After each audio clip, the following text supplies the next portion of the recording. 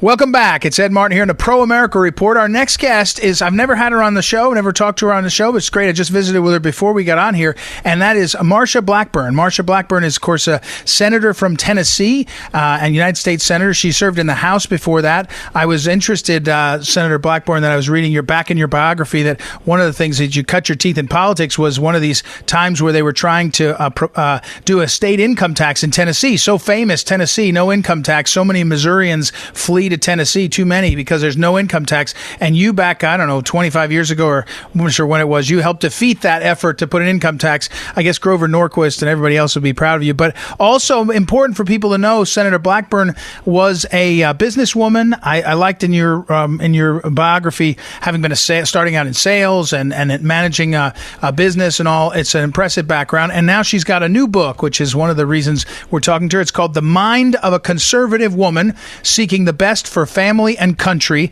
just out a few days ago, available wherever you get books. So first of all, welcome, Senator Blackburn. How are you?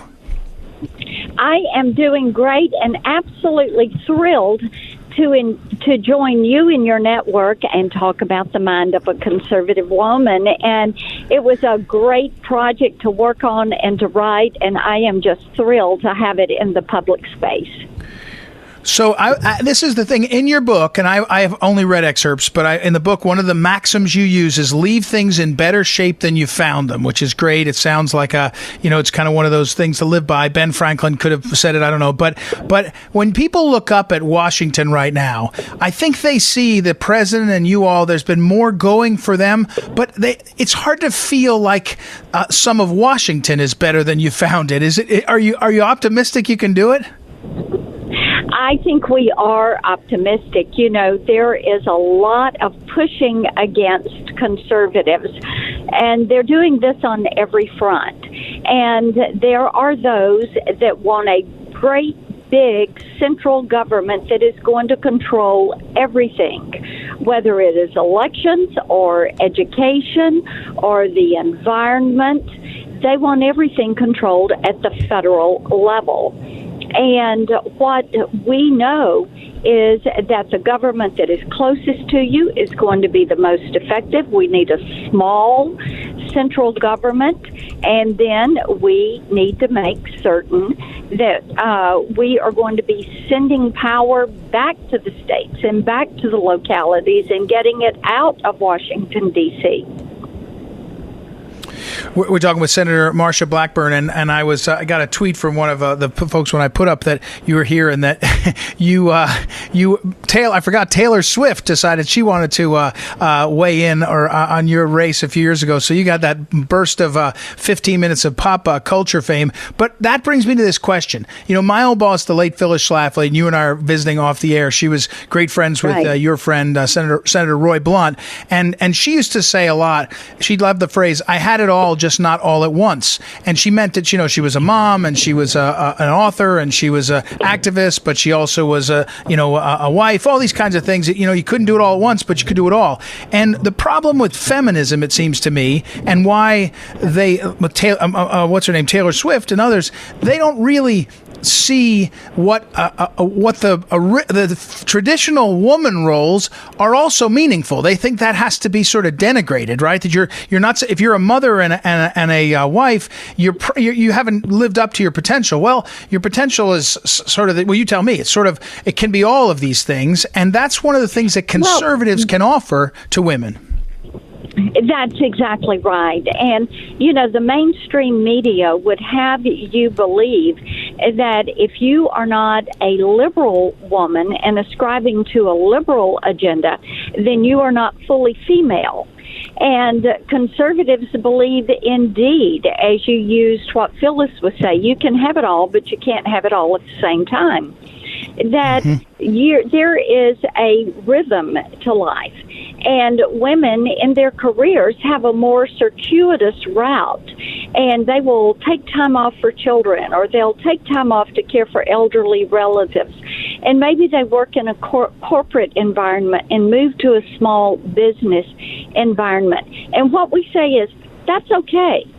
And for women who are pro-life, pro-family, pro-business, pro-military, conservative in their policy and political leanings, we feel like that they have a lot to say that will enrich the country, and that all voices need to be heard. Conservative women's voices need to be heard, and their concerns should be addressed in the public square. We're talking with Senator Marsha Blackburn. The book is called "The Mind of a Conservative Woman Seeking the Best for Family and Country." Now, you had a star turn at the Republican convention. By the way, the book is published by Worthy Books, available everywhere you find them.